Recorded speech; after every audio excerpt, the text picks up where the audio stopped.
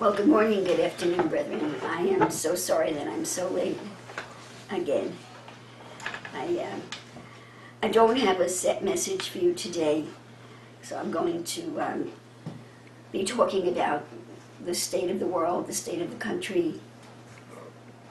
I do have some information about the other species. We'll see what the Lord will do. I've been working on our latest book, which is 1 Corinthians. It's the whole book of, Colossians. I feel like I'm just stepped off of a merry-go-round, brethren. The pace here has just been incredible. And the spiritual activity has just been incredible. God is moving at a breakneck speed. He's like a whirlwind. And when you're in that whirlwind, it's quite overwhelming to the human psyche. So, once again, I can't keep up with the Lord, okay? I'm trying to get these books out, and it takes a long time to write a book. So there's just no way that I can preach and make it into a book. That is my dream, to be able to preach and have it made into a book. But at this time, unless and until the Lord provides other editorial help, it's just an impossible situation. I cannot do it, and I have to accept the fact that I cannot do it. I have to accept that fact that I cannot do it. So, I have in front of me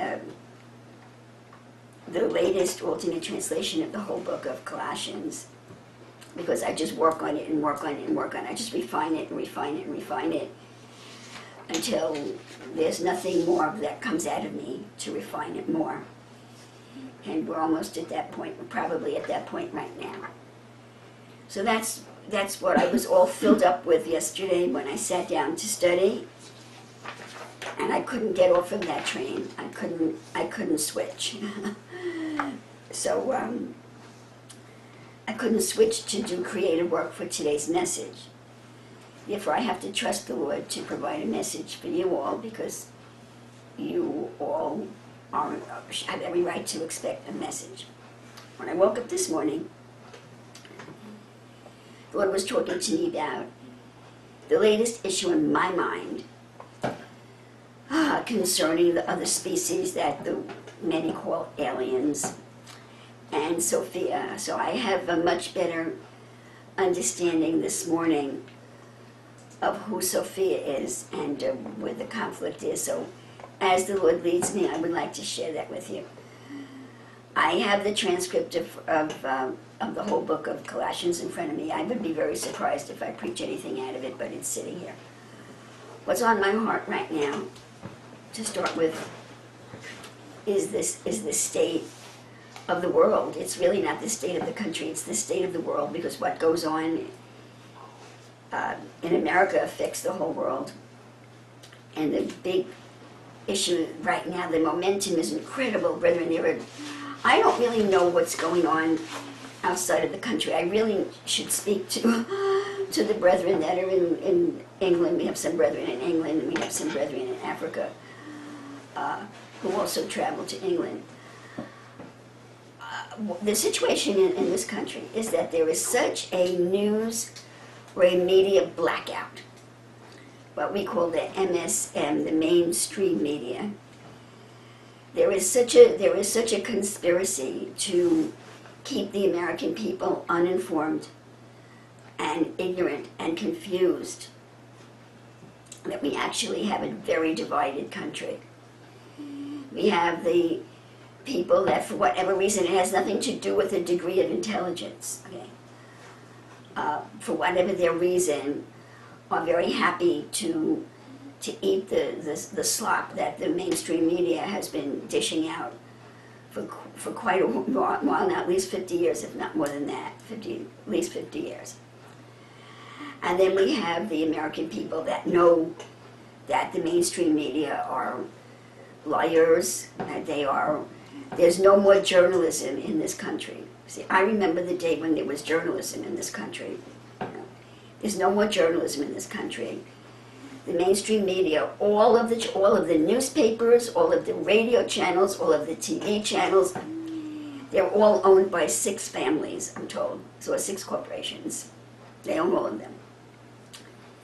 Bezos, I think his first name is Mark Bezos, of Amazon, owns the Washington Post, which used to be a very respectable newspaper. It's now owned by the owner of Amazon. And the owner of Amazon is making billions of dollars through a business relationship with the United States government. I'm told that he gets $1.47 for every package that he ships. I don't even understand it, but this, brethren, is the definition of crony capitalism. The government is not supposed to be in bed with business. The government is not supposed to be picking winners and losers. What does that mean? Who the government decides to do business with, they're making billions of dollars. The government's supposed to be the government, and business is supposed to be business, free market business, but that's not the case. So the mainstream media has become the propaganda arm of a particular ideology. Brethren, there are no more Republicans and Democrats. There are no more conservatives and liberals. There's really no more progressives. Okay. The divide in the country, and it's probably in the world, but I'm going to talk about America because I know more about America. The divide is the globalists, okay, the people that want a one world government. And right now, the one world government, it actually exists right now. And it's being headed up by the United Nations and the European Union. In case you don't know what there has existed for many years, a world court. See? So the center, the location of the world government is in Belgium. The world court is in Brussels. And I believe the European Union meets in Brussels. So, and how exactly they're related to the United Nations in their structure, I don't know, but what's in Brussels is the official structure of the world government that has not yet really kicked in yet because they're not ruling over everybody, but they are the one world government. The European Union is the headship of that one world government, and it's located in Brussels. And they have been seeking for years to influence the United States through treaties. And the United Nations is involved in creating the treaties, but the governmental branch of the one world government is the European Union, and which is in Brussels, Belgium. So there are the globalists in this country that want America to be a part of the one world government, and in order to do that, we have to give up our sovereignty. America is a nation state. Okay? We are supposed to be independent of the other nations of the world. But the globalists want to rule over America as the federal government in America rules over the states in America. The European Union and the United Nations and the people that want a one world government want America to submit to another form of government, which means we would lose our sovereignty. That's one group of American people. The other group are those that want a nation state. We want to continue on as a nation state. We want the Constitution to be the law of the land. We want the freedoms that were given to us by the Bill of Rights and by our founding fathers. We do not want to subject this country or subordinate this country to a higher form of government. Okay? So that's the major divide in the nation today. It's the major divide in the whole world.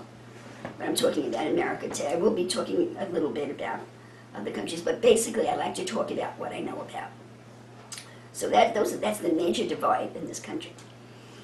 And the problem, as I see it, is that this information is not being taught. It's not being taught in school. It's not being taught through the media, because the media is strictly propaganda that's spewing out absolute lies, okay, which has produced a lot of confusion on a whole group of people that don't really know what's going on. The way we describe them is that they are sleeping. We do not want to disparage people that do not know what's going on. Most of them are very decent people, hardworking people, just wanting to raise their families and love their kids. But they're spiritually sleeping. They're spiritually and politically sleeping. They're believing the propaganda from the mainstream media, and they simply don't have a clue as to what's going on. And when someone tries to tell them, they reject the information, and usually, or very often, attack the source of information. So that's what's going on in the country today. And Lord, please help me to get this message out clearly. What you want me to say today.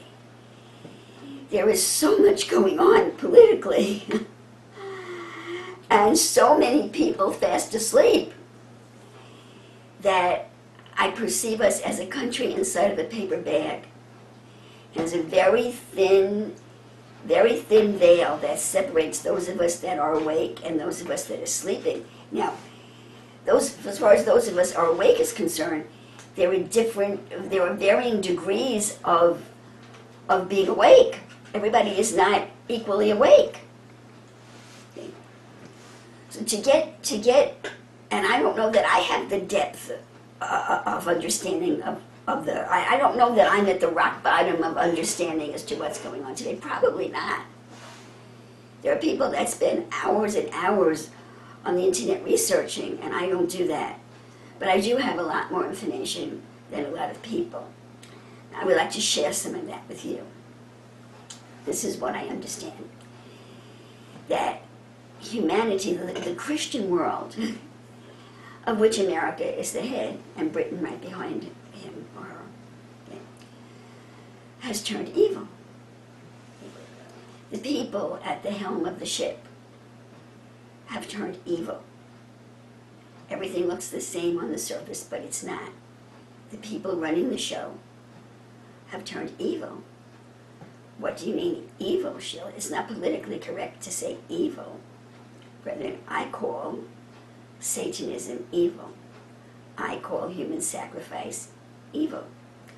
I call pedophilia evil. I call keeping people in cages and human sacrifice evil. That's what I call evil. And this is what's going on in the highest levels of government. Apparently, even further up than I thought it was the Christian world. I know it's true in America. I know it's true in Great Britain. I thought it was just the Christian world.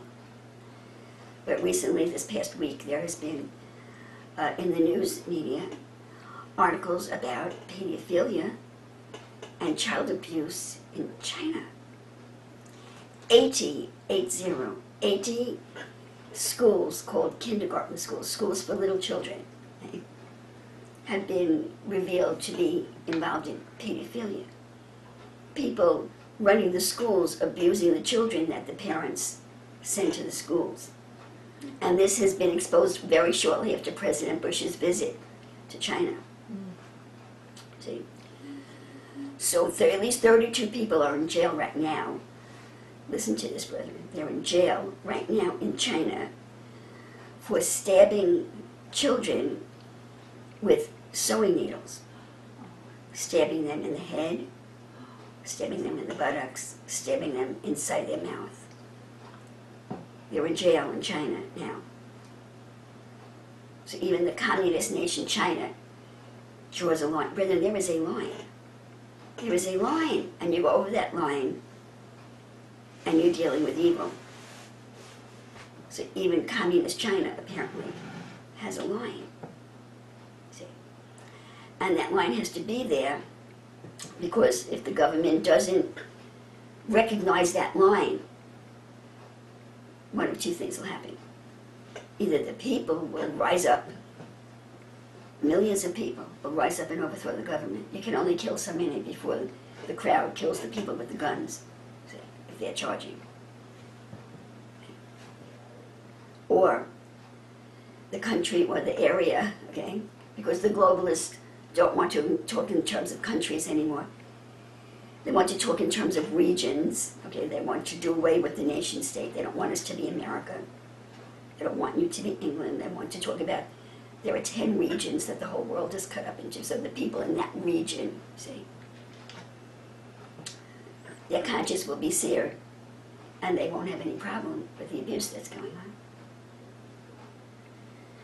See, I read in the history books, I read it in the Bible, that the Israelites were offering up their children to be burnt alive as human sacrifices to Baal. I have not taken the time to study to the point that I could tell you it was 5% of the population doing that, or 25% of the population doing that, or 75% of the population doing that. I don't know. What I do know is that there were enough people doing it that Jehovah spoke to his prophet to warn the people, saying, I don't like what you're doing. And the thoughts that are in your mind that are telling you to offer your child as a burnt sacrifice to Baal did not come from me. And I have a flash for you. Neither did the thought in Abraham's mind that he should sacrifice Isaac come from Jehovah. See, it was a thought in the mind of the patriarch that did not come from Jehovah. So, my mind's going in a million directions. I will say this. Brethren, the one thing that will powerfully move to save us from end-time deception is a knowledge of God. God does not ask, the God of the Bible does not ask you to sacrifice your children, either to burn them in the fire or to cut their heart out. The God of the Bible does not ask you to do that. That is a lie. And if you should ever hear a thought like that in your mind, you need to know immediately it's not God. See?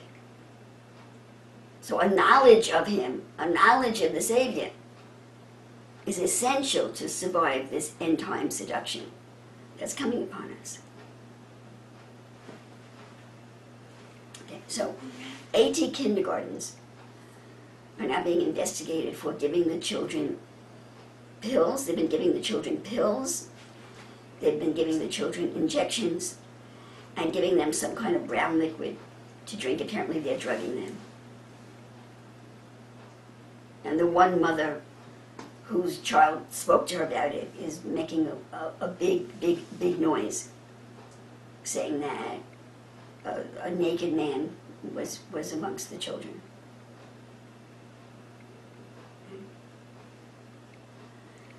And that this particular school was right near a military base. This is a Chinese military base. So it's no longer restricted to the Christian world. There is a plague on the world. Evil is rising, and the Bible predicts it.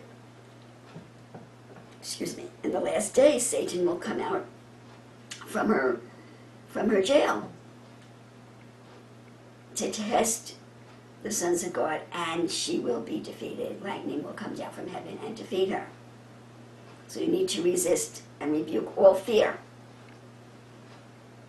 and ask the Lord what your role is. Number one, your role is sitting right in your home. Your role is to know the truth. So, back to this country. We are a divided country.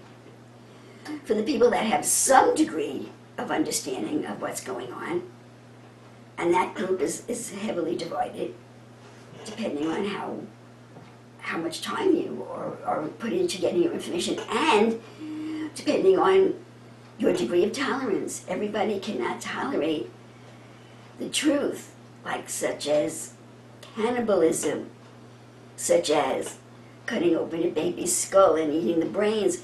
Everybody can't listen to that. But that's what's going on. And somebody has to listen to it, because somebody has to stop it.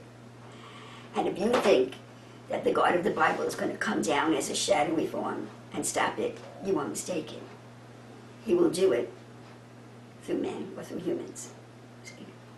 That means some humans somewhere have to stand up and respond to the moral rebuke that is coming from the heavenlies. Some men have to stand up and talk about it and speak the response of the God of heaven into this world, which is what we're doing this morning. So I see the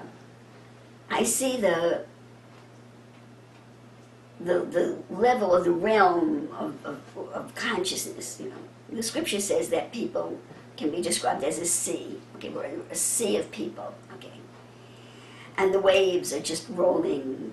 I can see the caps on the waves, and there's this cover over us, and probably the majority of the people don't even know what's going on and don't want to know. But that cover is going to rip. It's about to rip wide open, brethren. And the evil, ugly truth that's underneath, and apparently it's worldwide, okay? That evil, ugly truth is going to be so glaring that it will be impossible to hide from it. Now, it's possible that it's going to be revealed in such a horrible way that many will not be able to cope with it. Some people will become mentally ill. Some will commit suicide.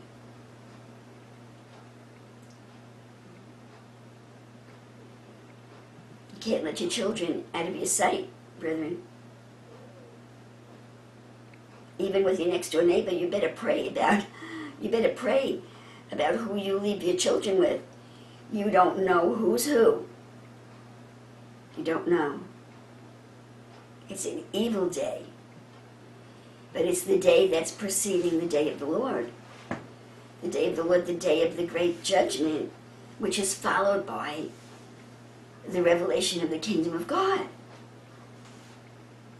And that's how it works. Things get bad and bad and bad and bad, and they get terrible, and then the Lord comes down and wipes.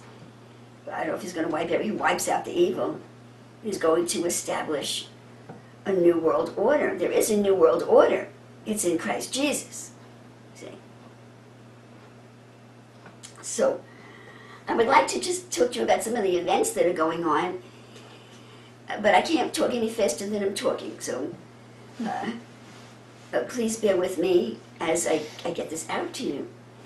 What's happening is very exciting because President Donald John Trump appears to be a human vessel that's speaking the rebuke of the Lord. Is he perfect? No, he's not. Are his intentions perfect? I would say yes. The man has put his life on the line. Do you know how many times there has been attempted assassinations? Now his son, Barron, is threatened. The man is a multi-billionaire. Do you think his power trip was so great, his narcissism was so great, that he would jeopardize his whole family and his life? And he's 70 years old. He should be retiring and playing golf every day. Okay. He was recruited, brethren. Donald J. Trump was recruited. A group of people from our intelligence community, and maybe some politicians, but I don't think so. I think it was basically the intelligence community, went to him and asked him to run because they don't want a all-out civil war. They wanted to overthrow the evil legally, which means they had to put someone that was not a part of this monstrosity, this beast that the book of Revelation talks about. In office, we needed a political power to overthrow it. So you read about the beast. We read about the beast in the book of Revelation, and all you Christians out there that are sleeping, because most of the Christians are sleeping. Okay, all you Christians out there think, well, that means you can't buy or sell. You're not going to be able to do business. You're not going to be able to buy food. That's what you're worried about. That's not the problem with the beast system, brethren. And I don't even think it means that you won't be able to buy food. I don't even think it means that. You know? I think it means that you won't be able to. Jesus said, come and buy gold of me. He said, come and buy gold of me. He said, come and purchase my spiritual life. Well, how do you purchase the spiritual life of the Lord Jesus Christ? How do you purchase life? How do you purchase something that's spiritual? Well, you purchase the life of the Lord Jesus Christ by dying to everything that you are and becoming his slave. Does that word shock you? Paul said, I'm his slave. That's how you buy eternal life. You have to give up. The price is everything that you are that is not of him has to die. That's the price. So the day is coming, Jesus said, or the scripture says, the day is coming that the love of the many will grow so cold, the conscience of the people, the spiritual potential of the people will be so dumbed down that they will not be capable of reaching for the Lord Jesus. They will not be capable of confessing sin and repenting, because dying to everything that you are involves confession and repentance. So we see a moral crisis in the country. Buying gold of the Lord Jesus Christ today means confessing that fornication is wrong. It means confessing that homosexuality is wrong. See?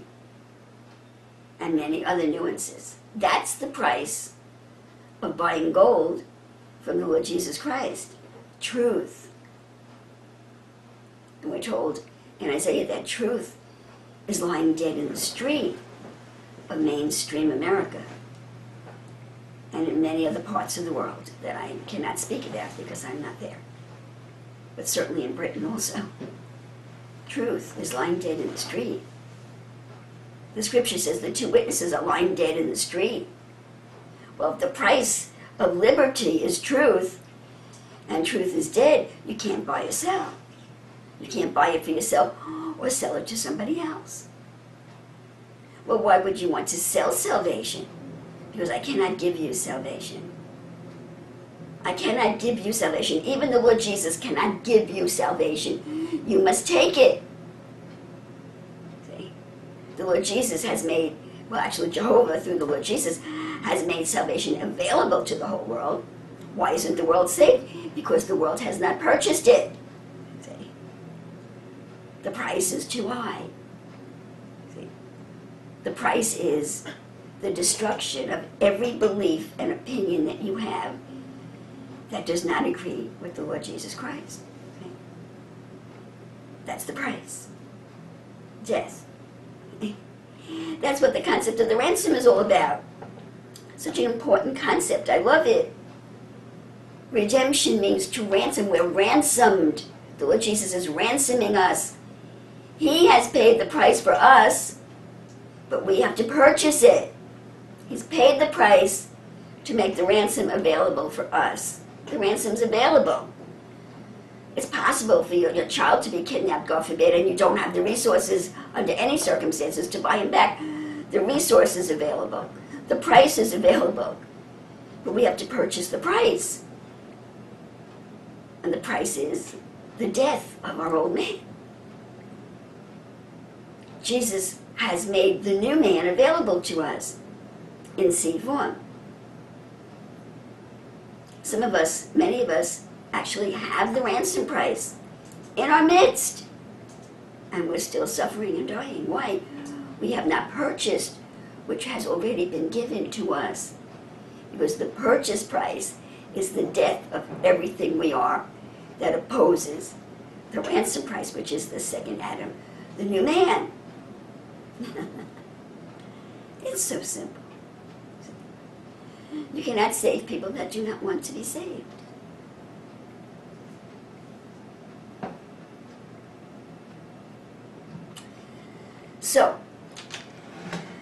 So we see that the Lord Jesus Christ has raised up a company of patriots in the American intelligence community that recruited Donald J. Trump and then by a miracle, which came from the Lord Jesus Christ, he was elected against all odds. And now he stands as the President of the United States, actually having great successes, but his enemies are, we've never seen anything like it in this country. My mind keeps wanting to jump ahead, and the Lord's just not going that fast. I wanted to tell you about Joe Scarborough, who was publicly stated that our president is mentally ill and that he should be removed from office. And why is Joe Scarborough? He's a member of our mainstream media. He used to be a Republican congressman. Now he's a mainstream media host that is, in my opinion, very unscrupulous and a liar. They're all liars. I am sold out to truth. Jesus said he is the truth. If you want to tell me the truth about something that makes me sad or that I don't like it, I still want to hear it if it's the truth. But don't lie and twist the minds of ignorant people who are not prepared to separate the truth from the lies, if you have any truth at all. He's a part of that mess, the mainstream media. Now, well, I'll finish this thought. So he has publicly called us in the newspapers today for President Trump's removal because he has early stages of dementia, so says Mr. Scarborough. And what would cause such an uprising from Joe Scarborough? Well, apparently President Trump has attacked him and talked about a murder that took place in the House of Representatives when Mr. Scarborough was a representative, and that there appears to be some indications that Mr. Scarborough was having an affair with this person and that he might have murdered her to cover up a pregnancy.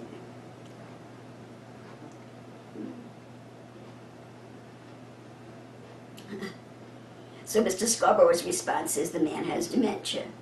The president has dementia. But apparently it's a fact that there was a dead woman found in his offices in, I think, 2001. That's a fact. So this is what we're up against. No one has ever seen anything like it, that a president or any public official should be attacked like this.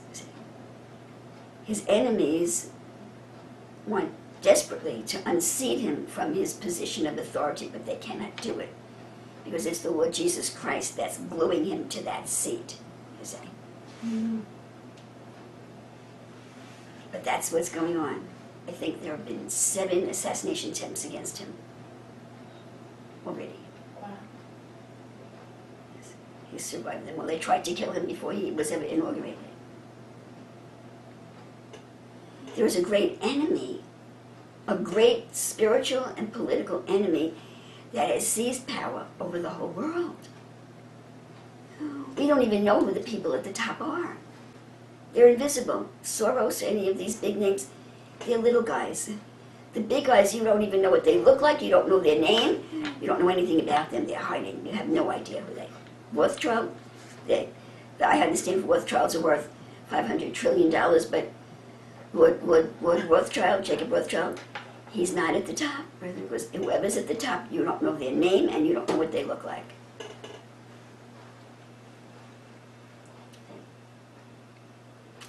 So, we have the whole world taken over by evil. We have the United States of America military intelligence recruiting Donald J. Trump. We see the Lord Jesus Christ electing Donald J. Trump. We see many people rising up in the country, more and more people every day, desiring the truth through the internet. And we see that these powers trying to shut down the internet. See?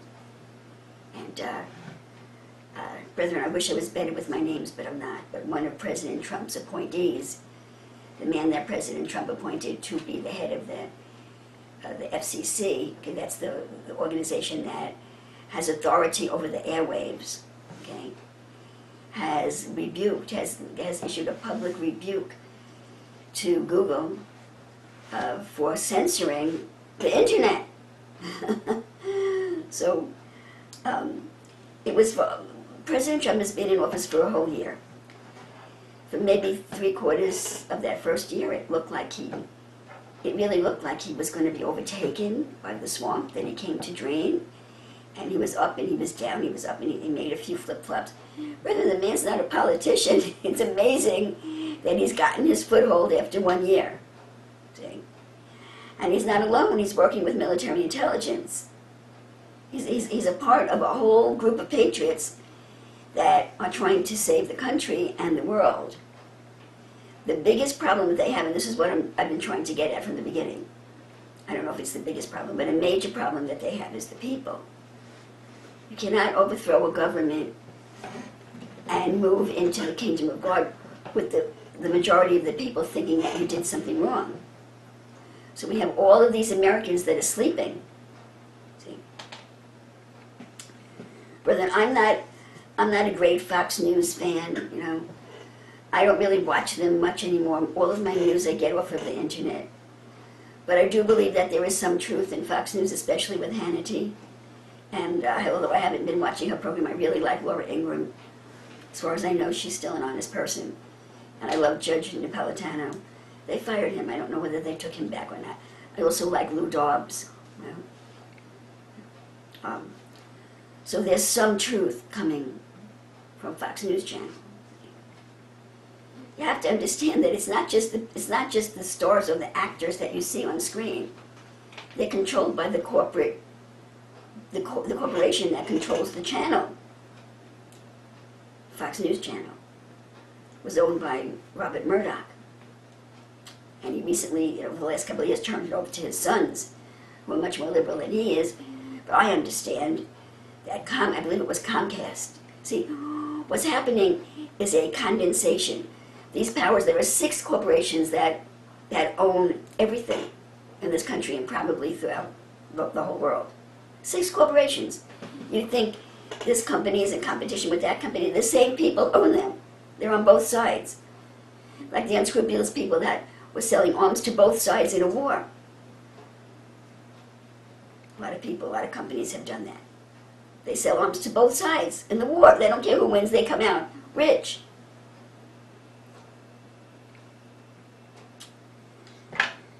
Brethren, I've lost my train of thought. Just give me a minute, please. I was talking about, what was I talking about? Somebody? 6 corporations. The 6 corporations own everybody. He was talking about Fox News, yes. So Comcast, I think they're trying to buy up other media companies so that only one corporation will own all of the media. Now there's 6 groups. So I may not have my numbers exactly right, but that's pretty sad. All the newspapers in the country are owned by 6 people, or 6 corporations. What is that? You know, that are printing the opinion of those 6 people. So we don't have journalism anymore. So I believe it's Comcast that's trying to buy up.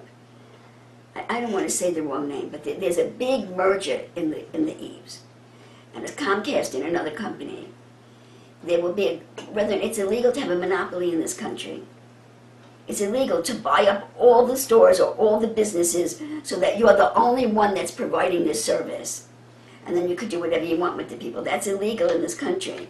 If you do that, whoever has the power to do that, I don't know whether it's the president himself, I don't know where in the hierarchy it comes from. I guess from the Department of Justice, can bring an antitrust suit against you, can sue you. That was what happened to AT&T. They were sued for having a monopoly, and the judgment of the lawsuit was that AT&T was broken up into several companies as a telephone monopoly, you see. So I believe it's Comcast right now that's buying up all these other companies. They have a deal in the works to buy up Fox News. And President Trump is trying to stop it. He's trying to stop the merger. So why is Rupert Murdoch selling? Well, Rupert Murdoch got into trouble. I lose track of time, 5 or 10 years ago. I really lose track of time. He was being sued over in England. I guess he did something wrong. You know.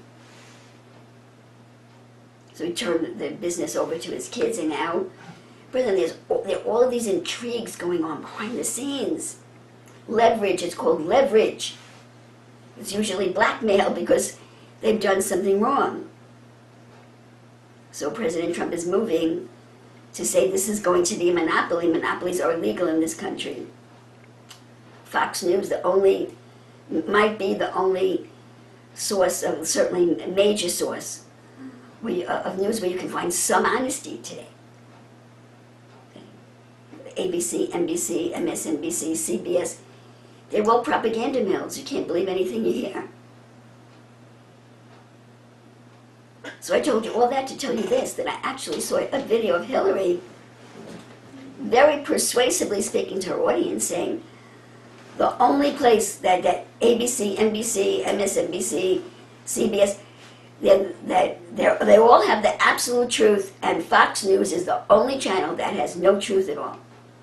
And she said it in such a charismatic way, and her audience was screaming and yelling and cheering, and she just completely lied to them. She not only lied to them, she told them that black was white and white was black. She played with their mind. And I know, I've known there was college students that were warned to not listen to Fox News. Well, why can't you listen and enjoy your own opinion? They won't listen to Fox News. There's some truth there. See? So, a group of people from military intelligence recruited Donald Trump. He's now president. And he's been working behind the scenes trying to protect himself from all of these people that are trying to kill him, plus trying to find out how to be president. Plus his own party trying to derail him, and all the other problems in his life. He seems to have either been fine from the beginning and we just couldn't see it, or he finally found his footing and he's working behind the scenes to destroy what many call the cabal. The cabal. The people in this country is called deep state. There's a shadow government here. There's a shadow government that will not do what President Trump wants them to do. Thousands, if not millions, of people in the State Department, in the courts, that are passively resisting his authority. Like the judges that would not let his executive order go through. They have no authority to do that.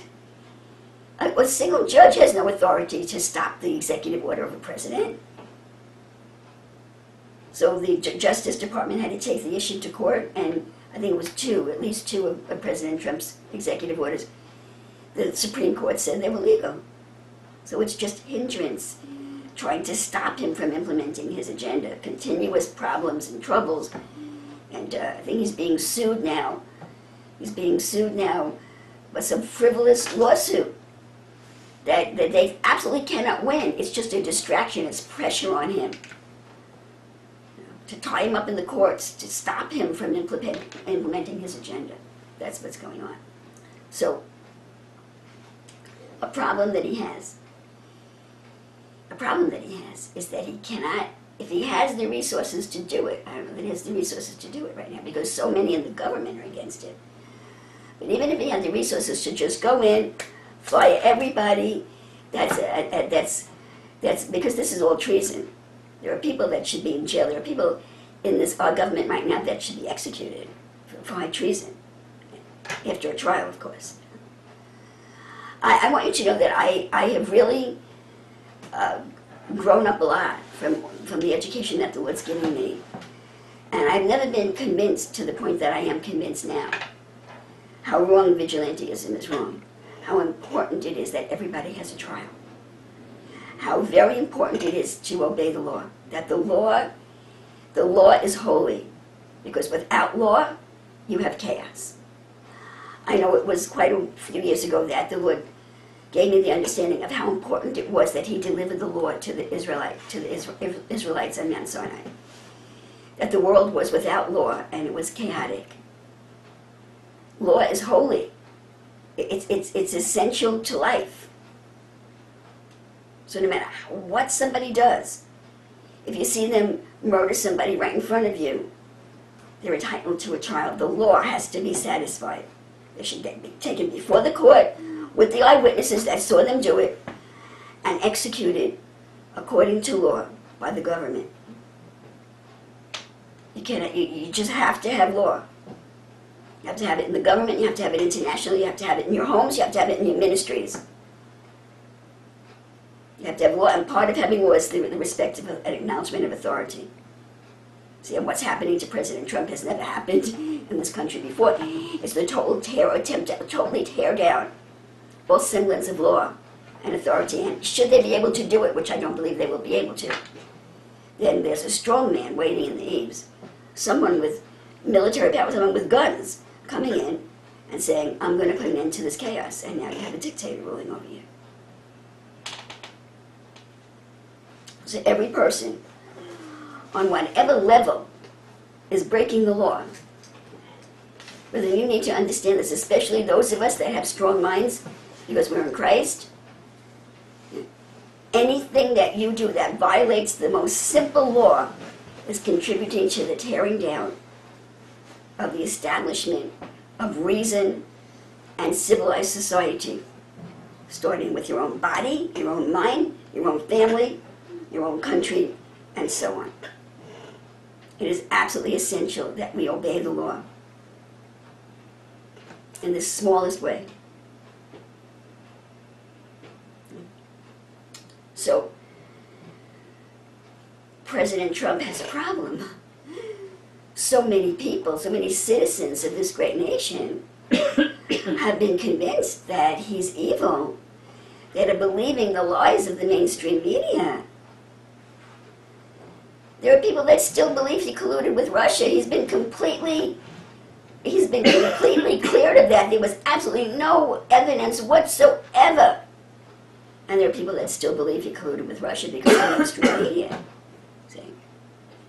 He can't just come in and fire everybody and put people on trial and start executing people with millions of people in this country believing that he's an illegitimate president and that he has no right to do it and that he has Alzheimer's or whatever this evil that they're saying about him. I break all those curses in Jesus' name. Right now, he's focusing on waking up these people. That's my understanding of what's happening. He's focusing on waking up the sleeping American citizens. You can't tell people anything, they have to see it for themselves.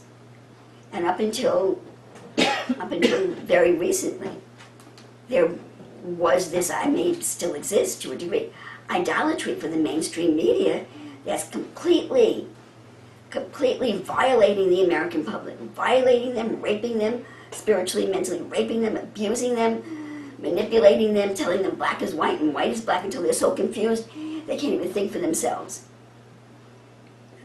He has to wake them up before he moves to put all these people in jail. There are thousands of people in the State Department alone that refuse to implement President Trump's orders. Now, Secretary Tillerson, who's the Secretary of State in the Trump administration, has just started to lay off people. And there are people, there's a cry going up. You know, you're what is the word they're using? So it would be a word that you would use in a butcher shop. You're just chopping the State Department down to nothing. How will it function? Well, we have to get the traitors out of there, you see, and then we'll manage somehow. So now after a year of President Trump being elected, and again, it's not yet a year that since he took office, that the machine, and it's not just President Trump, it's the whole machine that elected him, the people that he appointed, is starting to move. But the big problem is that the American people have to wake up and support him, and certainly not be against him doing these things. So how do we wake up the American people? The mainstream media has to be discredited. The people that they idolize have to be discredited. So, brethren, nothing is an accident. All of these sexual harassment charges that are going forth, it started with Hollywood. There's a lot of, brethren, what's been done to the American people is very sad. Many of them have their minds have just become mush. Excuse me, they live to please themselves very hedonistically. They idolize actors many of which are completely corrupt. Hollywood is completely corrupt into Satanism and homosexuality and abuse by the executives of the actors and actresses. So they idolize these actors and actresses, and they idolize the mainstream media. They must be, I guess discredited is not even the right word. You use the word discredit when it's not true. The truth has to be revealed about these people. Look at what you're idolizing. Look at what you're idolizing. So that's what happened. And as I understand it, the NSA, the National Security Agency, okay, first of all, they had to get the goods. Okay? They got the goods on a lot of these people in Hollywood. And the NSA went to the victims, the people that were sexually abused, and said to them, look, we're going to go public with this. Okay? If you want, you could be the one to accuse these guys. If not, we're going to do it from a legal point of view, from a governmental point of view. So mostly women. Okay, the men haven't really started to come out yet. Just Spacey, that guy. But we don't really know who his victims were yet. But it's mostly women today complaining, that he touched me, he made lewd remarks towards me. But I'm not saying that's okay.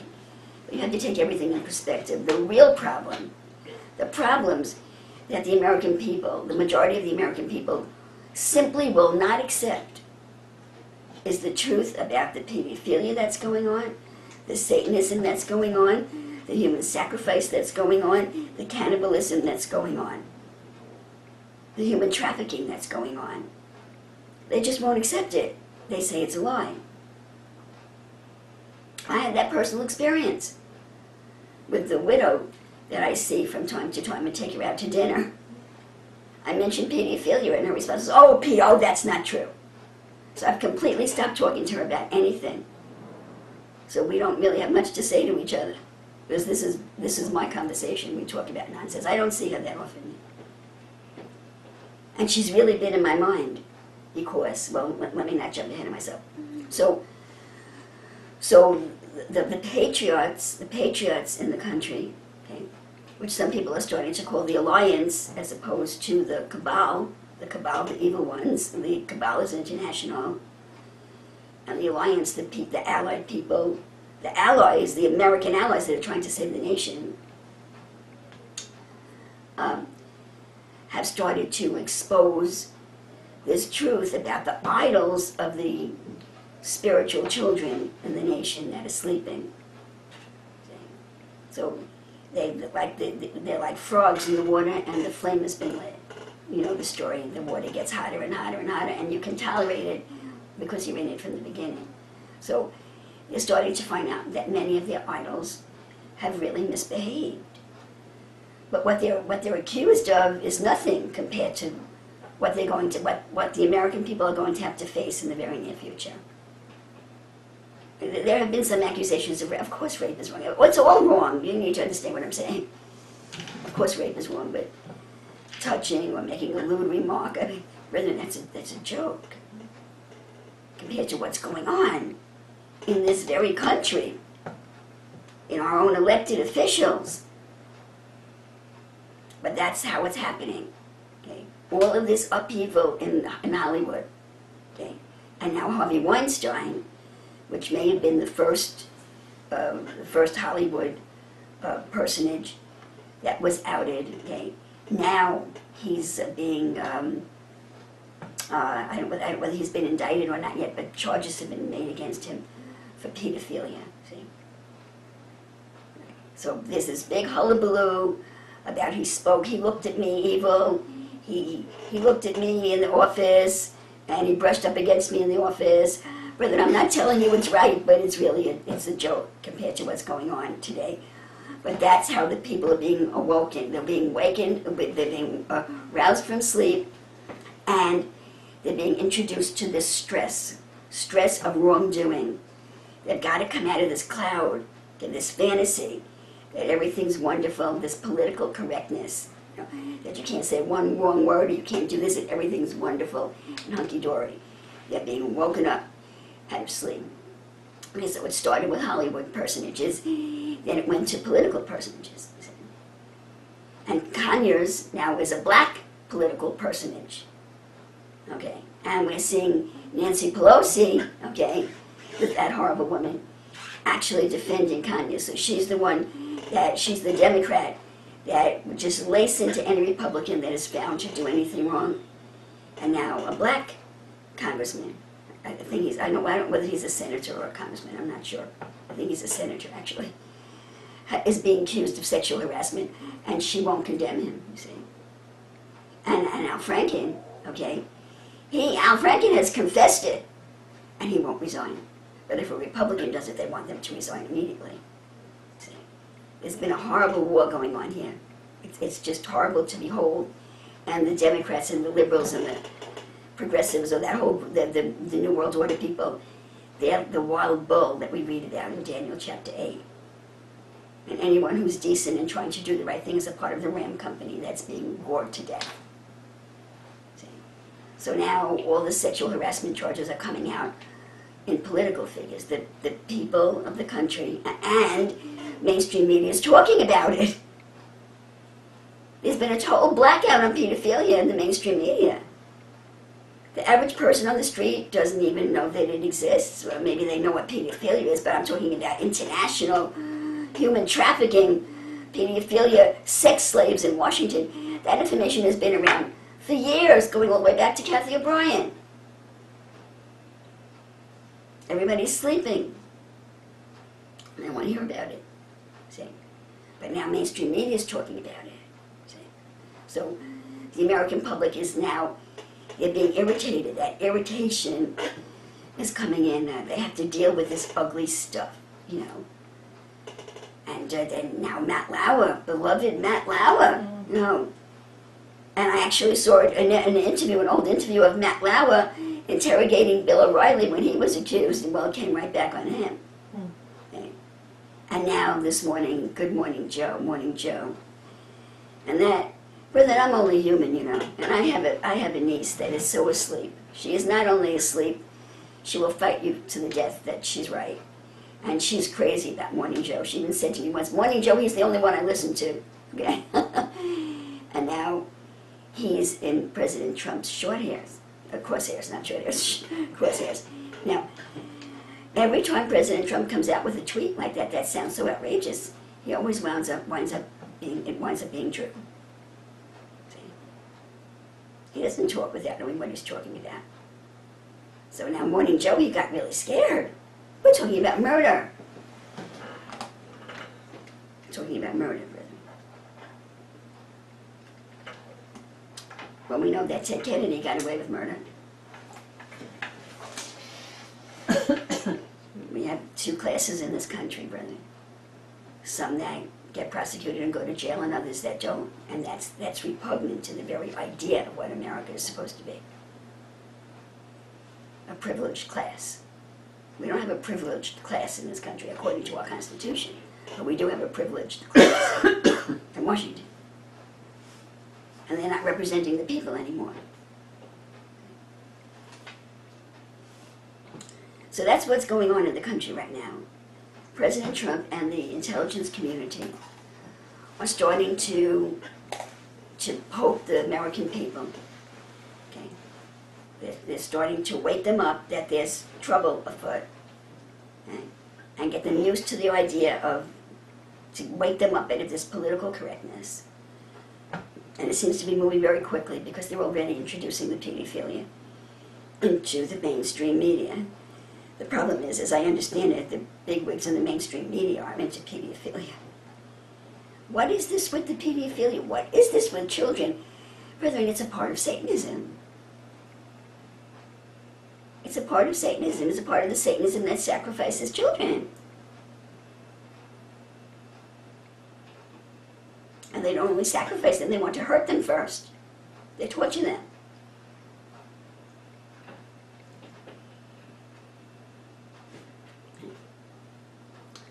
So, about a week ago, the Marines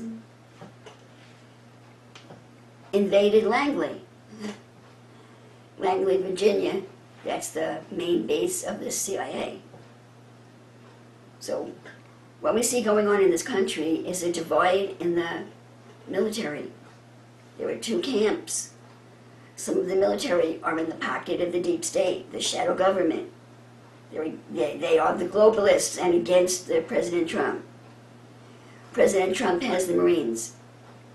So I understand that they're completely loyal to him. They answer only to him. The United States Marines do not answer to the Pentagon. They answer directly to the president. So the Marines invaded Langley.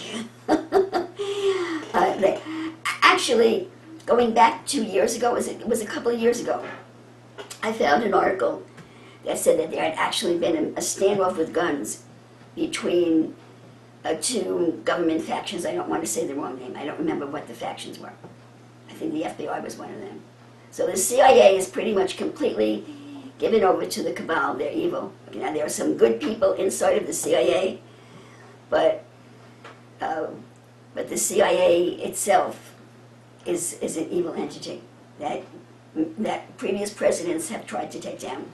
President Kennedy said he was going to shred it, and they killed him. So the CIA is not on the side, is on the side of the globalists, let me say it that way, or the cabal. The Marines are for the nation with President Trump. And the Marines landed in Langley. They helicoptered into Langley. And as I understand it, the whole military across the country is on military martial law. Military martial law. That means they can't communicate freely with people outside of the military as they might have been able to do in the past. And they're on yellow alert. The Marines are on yellow alert. So what we hope we never see in this country, but what is a distinct possibility, is an actual shooting war between the two factions of the military of our government. Worst comes to worst, may it never happen. Our military is split. Our officers are split.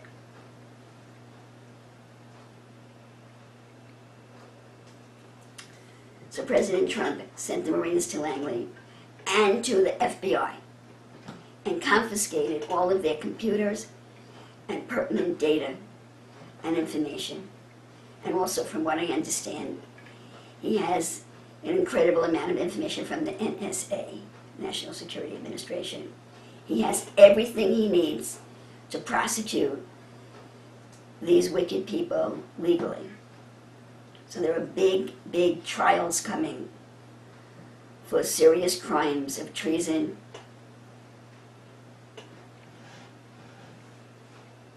I don't know how we would prosecute for Satanism since in the wisdom of our Supreme Court, may the Lord forgive us if it's possible, they made Satanism legal in this country. I hear Satanism is throughout the whole military, that they're actually sacrificing animals and doing satanic rituals as a legal religious practice in the military, but you can't have a Bible. See? So a lot of the military is taken over. So there's a divide. But President Trump and the Department of Justice now has everything they need to prosecute. It appears, and you have to be very careful that you're not getting false information, but it's just come from so many sources, that there are upwards of 4,000 sealed indictments in the courts. What does that mean? An indictment is an accusation. In this country, you're innocent until you're proven guilty. It's the opposite of England. But in this country, you're innocent until you're proven guilty. So an indictment is an accusation, okay? And that indictment gives a legal ground for the local police force or the United States Marshals, however they do it, to arrest you and bring you into court before a judge. So, as I understand it, there are up to 4,000 sealed indictments. Sealed meaning that if there's a media blackout on the name on the indictment. 4,000 people have accusations against them from the Department of Justice, and we don't know who they are. Why don't we know who they are? Because we're trying to avoid riots in the street. They're trying to avoid riots in the street. because some of these people are big names. Now, since President Trump was elected, I understand there have been thousands of pedophiles, no names that you wouldn't know, thousands of pedophiles arrested and convicted, not only in America, but also in Europe. And I don't know if they're arrested in Asia or not, but apparently the large number of, it's usually girls, but it's boys too. You know, they come from Asia. They're coming in from Asia, and they took a lot of children from Haiti during those. That I remember asking. There were 2 major earthquakes in Haiti. I remember asking the Lord in front of you all, why Haiti? Why there? Well, there's a lot of witchcraft there. Why there? Well, today, do you know that we have a machine that can create earthquakes and storms and hurricanes? The Clintons moved into Haiti and took thousands of children that they said they were giving them homes, but they took them into human trafficking. They're gone. Nobody knows what happened to them. Thousands of children have disappeared. Well, those children that came in from South America, America was actually broadcasting in South America, send your children. Most of them disappeared.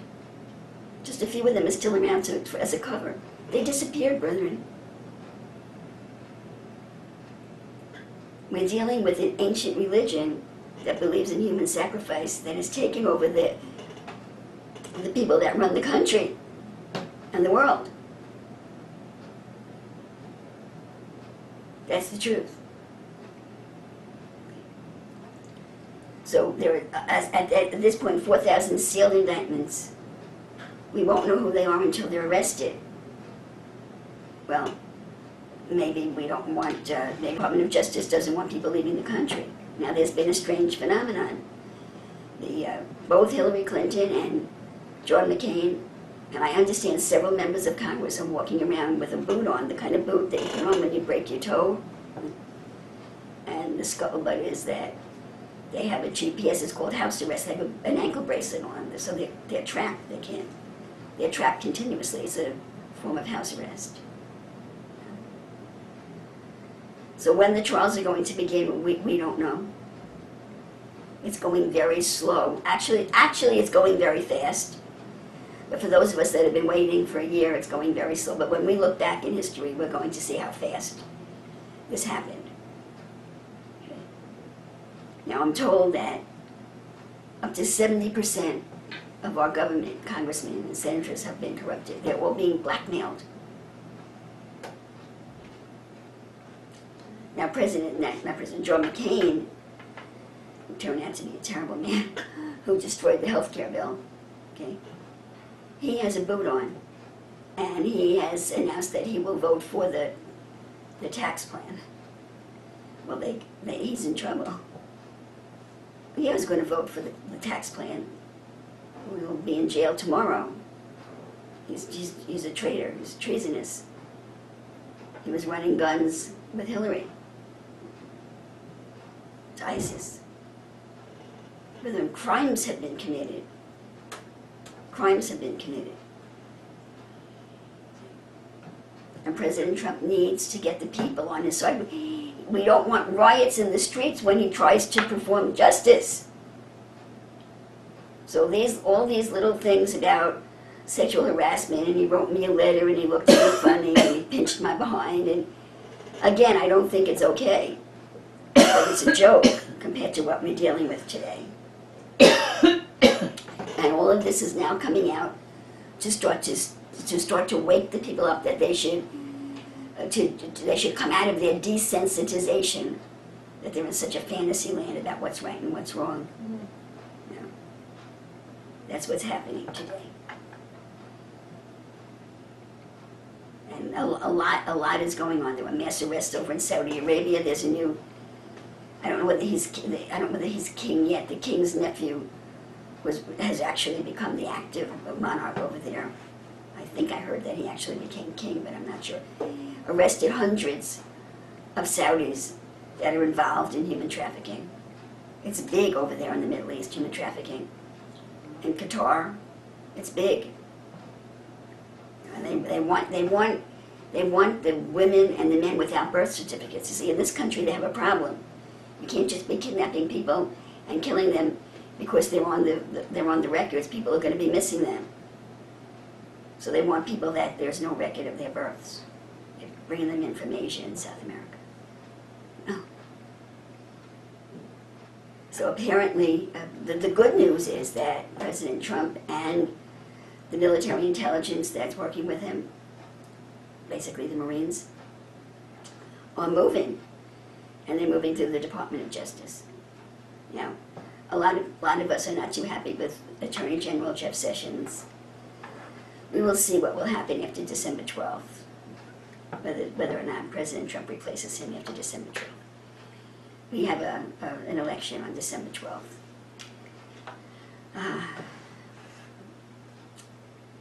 So it's very important that the Republicans do not lose this seat in the Senate.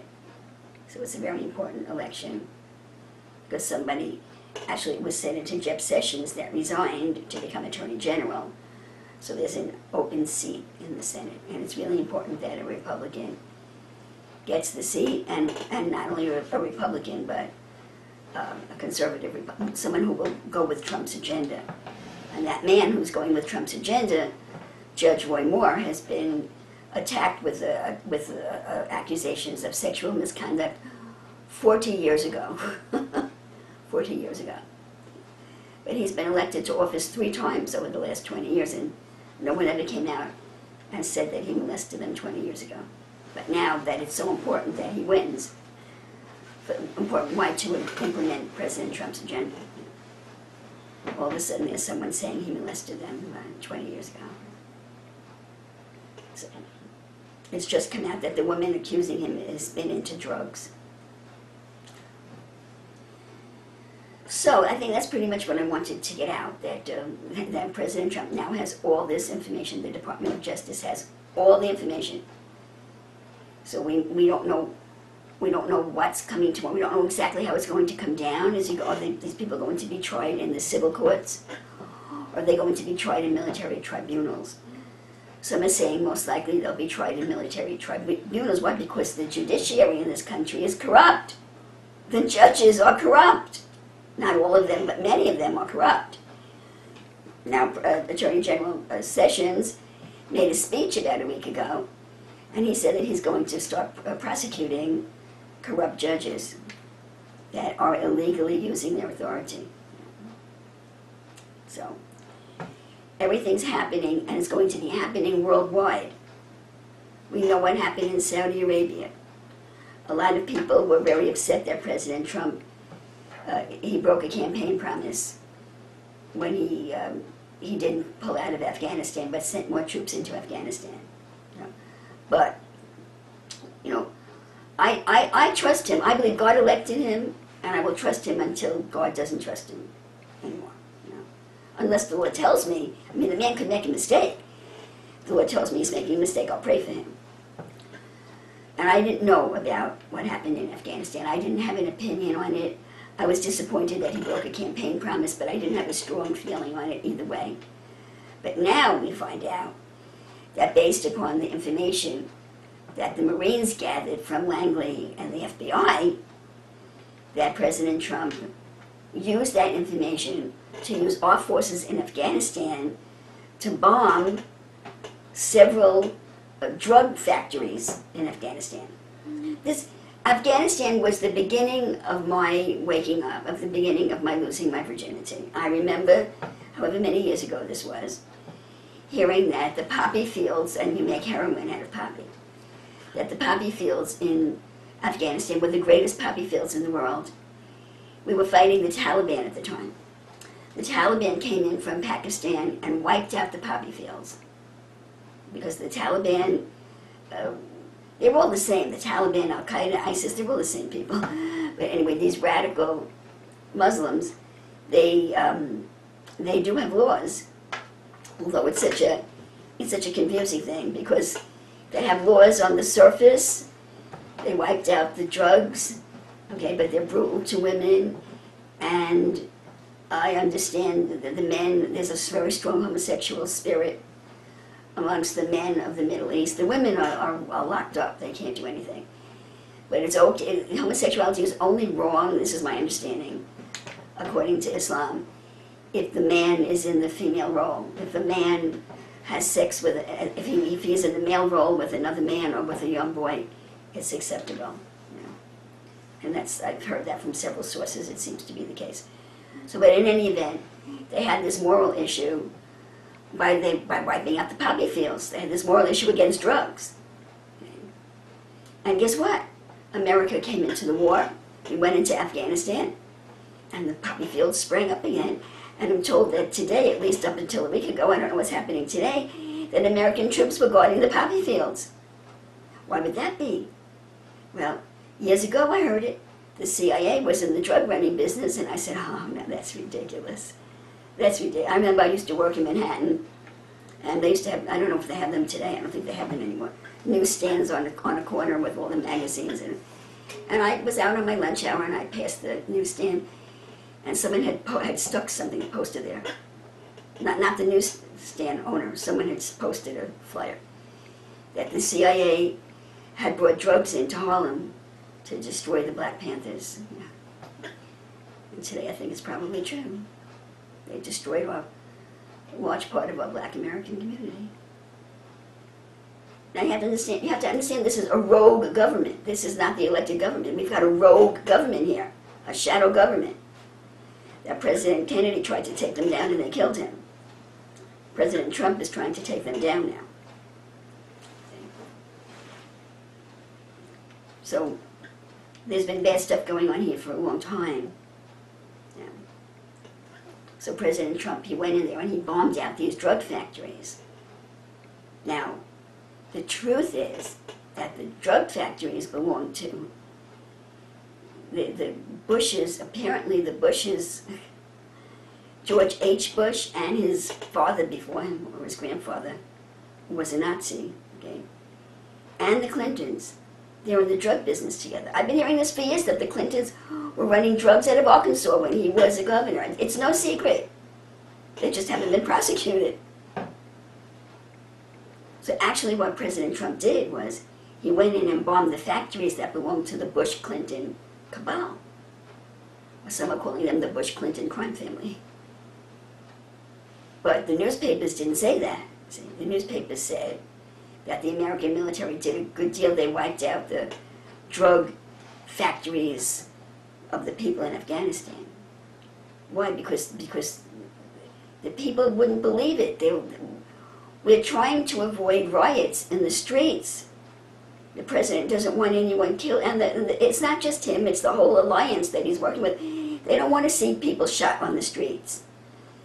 We have thousands, if not millions, of ignorant people in this country that will be rioting. But the bottom line is, President Trump took out their factories. He's out to wipe out. President, do you know how long the war against drugs has been going on? Do you mean this great country really couldn't stop the war against drugs? Our government's in the drug business. Apparently that's what Iran-Contra was about. Back with Reagan. Drug dealing. You can't be breaking the law. The law is holy. Because if you break it, then someone else is going to break it. And in this spirit, everything starts to unravel.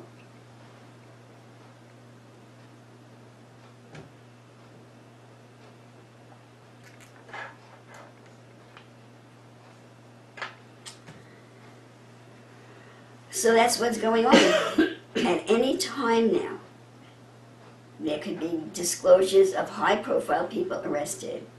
Like in particular, John McCain, who suddenly, after he did the whole American public dirty, that evil man. Okay? All of a sudden, he's playing like the nice guy as he walks around with the boot on his foot. Because he's in bad trouble.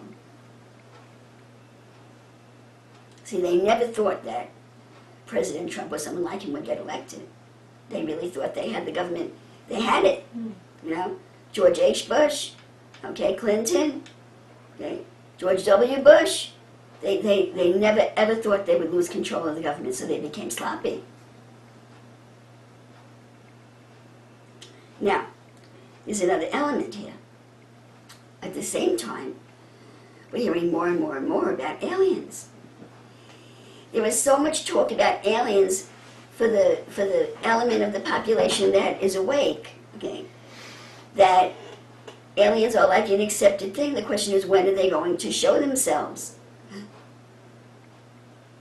It's that accepted that there are aliens, different species of aliens, especially in Antarctica, where they're finding whole cities underneath the ocean.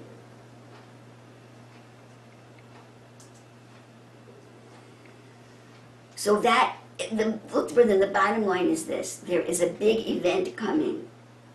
We don't know for sure what it is. There's a shock that's coming to the mainline population that probably exists in London and in the other countries of the world also. The people that are still asleep, there's a big shock coming. Something's going to destroy that membrane. There's a thin membrane, and the membrane is in the mind, between the people that are awake to some degree and the people that are fast asleep and cannot, and are saying things like, never in this country. That's my niece. It'll never happen in this country. It's already happened. Our government's been taken over.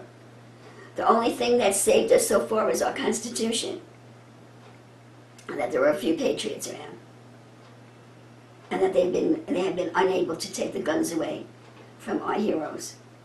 The state of Connecticut tried to do it. They tried to force gun owners to turn in their guns, and they all gathered together. I don't know how many thousands of them there were. They refused to turn in their guns, and the state backed down. See? That's the only reason we're not completely taken over yet.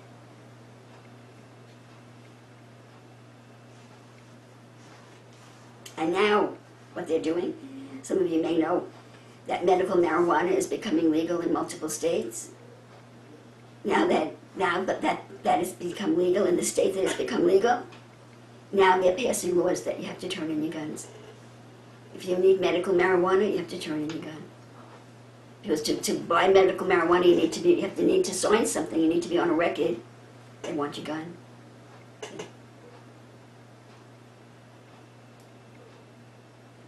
The cabal wants to take over. They don't want a war. They don't want to destroy the infrastructure.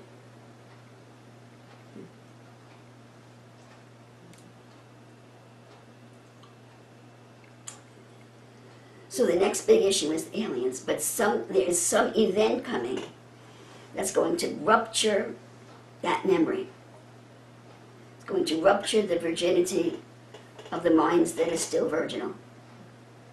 Some shocking event is coming that will cause all these people to snap out of the mind control that they're under and face reality.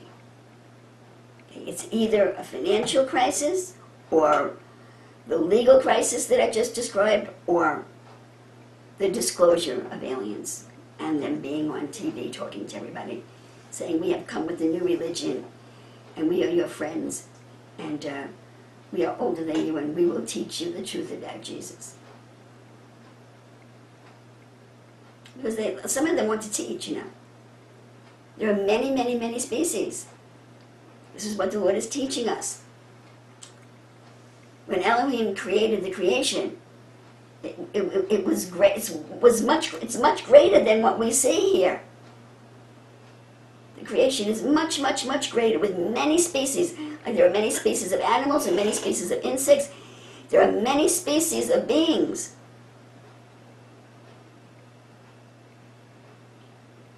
But Jehovah, in his wisdom, separated us from them. We're not supposed to have a relationship with them. If we were supposed to have a relationship with them, we would have been told by the God of the Bible or his Son, Jesus Christ. On the contrary, we're warned against angels. I don't know what they are. I don't believe they're aliens. I believe they're other species of the creation. But we're supposed to be separate from them. At least for now. At least in the state that we're in, we're supposed to be separate from them. But they have found a lot of people that are willing to communicate with them. People, largely, that most of them are very nice people, brethren, but they think that they're very smart and very educated, and they have rejected the Bible and the God of the Bible. Many have rejected God completely, saying man is God. And they mock the Bible because they don't understand it. Because to them the Bible is a locked book. And they just see the parable which covers it. And they think they're much smarter than that. Very nice people. I don't really mean to be, when I'm sarcastic, I'm not against the people. Okay. So, an event that's happening right now that I'm trying to get out to tell you about is that the people that get their news on the internet, and you can't believe everything that you hear. You have to listen to a lot of sources and pray and draw your own conclusion. It's so easy to watch mainstream media and just assume that everything they're telling you is true and sit back and get your news fed to you. But that's not life. That's how you're seduced. That's how you're deceived and seduced. So on mainstream media, there are many people, many sources of news, and then you have to pray about it. It's the same thing with doctors, brethren. I was brought up like that. Well, doctor is God. Whatever they tell you, you just do it. No, you're in charge of your body, and you answer to God. If he sends you to a doctor, you listen to what the doctor says, and you put it before God. You think there are no bad doctors? You can't turn your whole life over to experts. And it's so easy to turn your life over to experts. It's so easy. I like to do it all the time, and I always get messed up. Every time I turn my life over to an expert, I get messed up. Every time that I don't listen to what they're saying and think about it and put it before the Lord, to whatever degree I have an ability to understand. Every time I don't go to several people and get several opinions and work it through. Every time I go to somebody, some self-proclaimed expert, and say, well, you know what you're talking about, so you take care of it. Every time I do that, it's a disaster for me.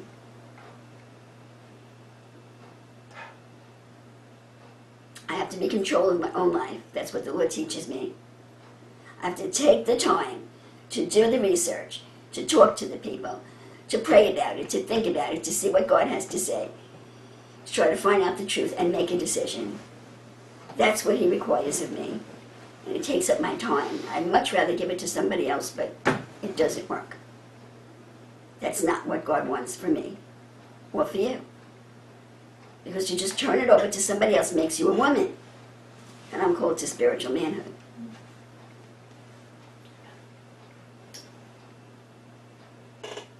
He's our everything. He will send us to experts. He will send us to doctors. He will send us to lawyers. He will, but he has to make have the final influence on us. He never said, there's a mortal human over there that's so perfect that you can just take whatever he tells you. He says, go and get the information from that mortal human. And then give it to me and then find out what I want you to do.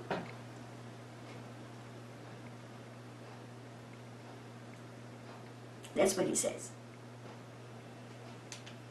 That goes for doctors, lawyers, accountants, pastors. You shouldn't make me an idol. You should listen to everything I have to say. But don't make me your idol. Because if you make me your idol, you're running the risk of getting wrong information from me. What are you talking about, Sheila? Well, I read about it in the Bible. I read it in the Bible with Ahab. He had all the prophets come in. Should we go up to war? Should we go up to war? And Hezekiah, I believe it was Hezekiah, said, well, I don't know. Isn't there any other prophet that you know of? Because something wasn't sitting right with Hezekiah. I hope I have the right king. And Ahab says, well, there is one other guy, but I don't like him because every time he prophesies, he says something bad about me. So Hezekiah says, well, call him over. And they call Micaiah in.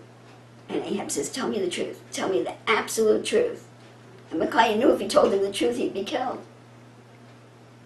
So he told him a lie. And Ahab says, what are you lying to me for? What are you lying? Somehow he knew it wasn't the truth. And Micaiah says, well, I heard the Lord saying, I want to send a lying spirit to Ahab, who will go. And one spirit stood up and said, I will go and I will lie to Ahab. And Ahab says, well, now tell me the truth. And he says, you will not come back from this war alive. And Ahab says, put that man in jail on bread and water, and don't let him out until I return. Except that Ahab was killed on the battlefield. And I researched it. You never hear of him again. If Micaiah was rescued, it's not in the scripture. It's not in the Bible. It's in other literature. The Lord will send a lying spirit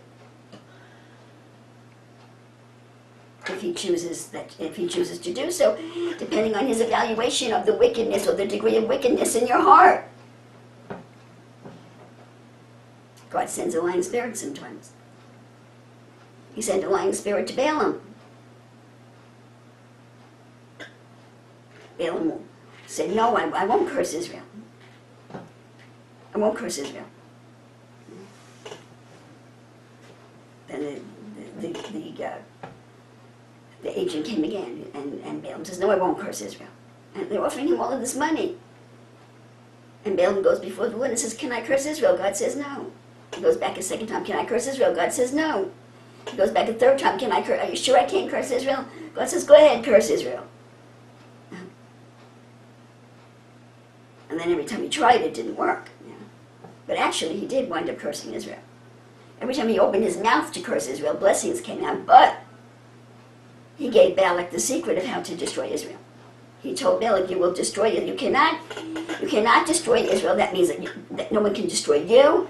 No one can destroy me, so long as we're in right standing with God. So Balaam said to Balak, I cannot curse Israel. Every time I open up my mouth, a blessing comes out. But I'll tell you how to do it. Get the Israelites to sin. And then you won't have to curse them, and I won't have to curse them. Jehovah will curse them. You get them to sin, and Jehovah will curse them. And that's exactly what happened at Peor. The Israelite men began fornicating with the Midianite women, and people started to die. There was a plague, thousands of people dying, thousands of people dying.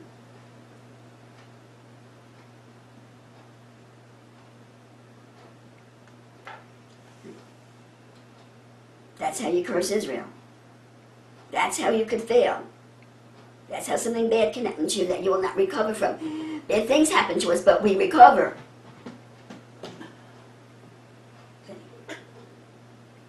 When you don't recover, that means the Lord has turned you over. Now you might still be able to repent. Any sign of failure, brethren, any sign of failure, you need to ask the Lord what you need to repent of quickly. Quickly. Before it's too late. Phineas killed Cosby and I forgot the other guy's name. Cosby was the woman.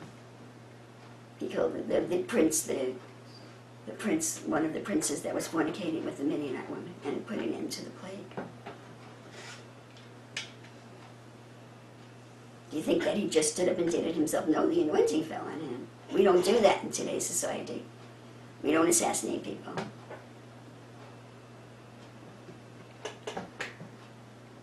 Today we take them to court and prosecute them. And it's a long, arduous process. But God gave us the law, see? And the law is holy. Well, didn't the Israelites have the law in Peor? They did, but it was a different law. There was the law of national Israel. When God was it was a theocracy. God was over the whole nation to that degree.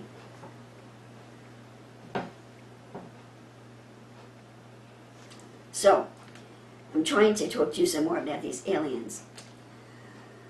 So, there are many species of aliens, but they're not, I'm calling them aliens because I don't know what else to call them, but they're not aliens. The other species of creation that want a relationship with us. And I do want to talk to you a little bit about that. I haven't finished my exhortation yet. when I do, we're going to take a little break, and I'm going to try to share with you what the Lord told me this morning about these other species to the degree that I understand it. But what I'm trying to get through to you right now is going on is that there are a lot of people on the internet saying that these aliens, or these so-called aliens, are demons. Now, it's in my opinion, I think these are Christians. Are they demons? What is a demon? I'm not sure what a demon is. The kind of demons that Jesus cast out, those are the demons that were cast out of me. They were fragments of my personality that were negative. They were fragments, not a whole personality, fragments of my personality that were evil and were influencing me to the point that they were killing me. They were evil elements in my personality. How did they get there? I don't know. I was born with some of them, and then I did things wrong. I read cards and all that, but basically I started to die at like 11 years old, so it was like heavy curses and elements in the family. And then you do things that are wrong and they get stronger. Those were not whole personalities. They were fragments of soul. Fragments of soul that were evil. That's the demons that were in the church. Those were the demons that were cast out of me. But I know that I've read books on demons from the Jewish point of view, and those demons are whole personalities. According to Jewish literature, as I understand it, demons are whole personalities. In other words, personalities that separate from the human body when the body dies and do not pass on.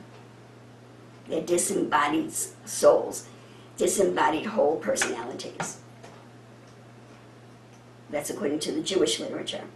And I think that is also true according to the Hindu literature. So does that make these aliens demons? No, but that's what my understanding is. That they're human, according to the Jewish literature. I'm not too sure about the Hindu literature. According to the Jewish literature, they're human souls that are separated from the body, that don't have a body, so they get inside of you. But these aliens, so-called aliens, they want to get inside of us also. See, that's the great mystery for me. I don't have all the answers yet. That's the great mystery. I've seen pictures of them where they are apparently as solid as I am. But the question is, can they maintain that form? When they're solid like we are, it could be a temporary form. They're not able to maintain that form permanently, and they want to get inside of people. There's a lot that I don't know. What's going on the internet today is that there's a lot of talk about aliens.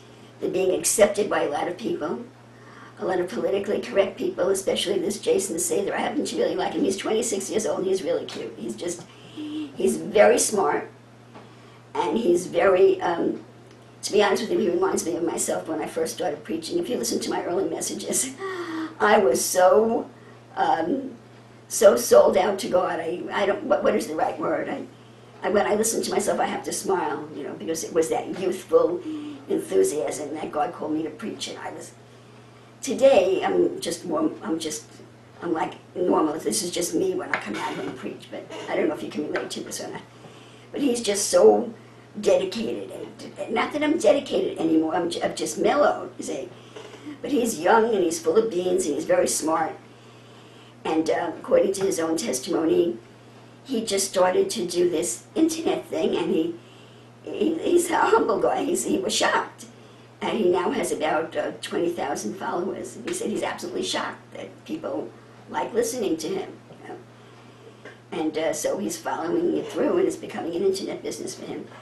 And he was up there talking with this youthful self-confidence and authority, saying there are no, aliens are not demons. So he's like in this teacher mode. If you listen, but then whoever you listen to, they're in the teacher mode. You can keep them as your teacher or leave them, or agree with them or not agree with them, but he's the one, if you're listening to him, he's the one that has the authority. If you don't like it, don't listen to him.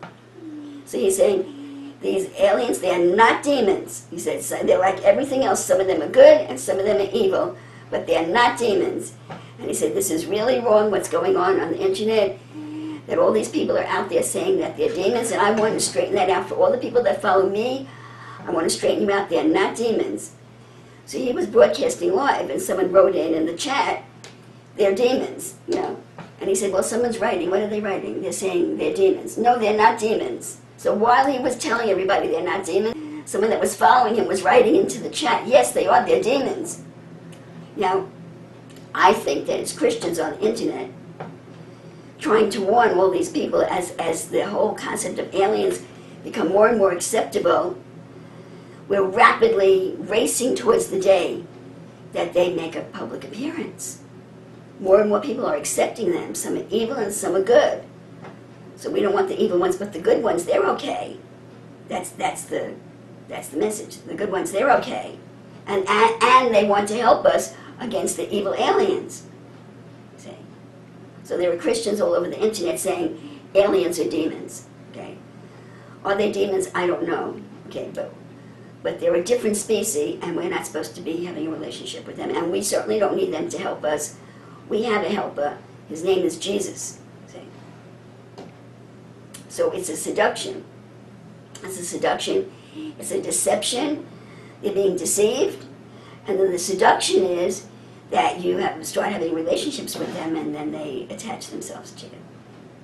And I think I told you, it was just a couple of weeks ago, that I watched this interview of David Wilcock. David Wilcock interviewed, I don't remember the name of the interviewee, but he was this man that claimed he was kidnapped by naval intelligence, and because he was highly psychic, and signed up with a 20-year contract that he had to serve in the secret military for 20 years, and he was taken to all of these meetings and councils of aliens and all that, and I was just interested to try to understand where he was coming from based on the knowledge that the Lord has given me. You know, I had questions.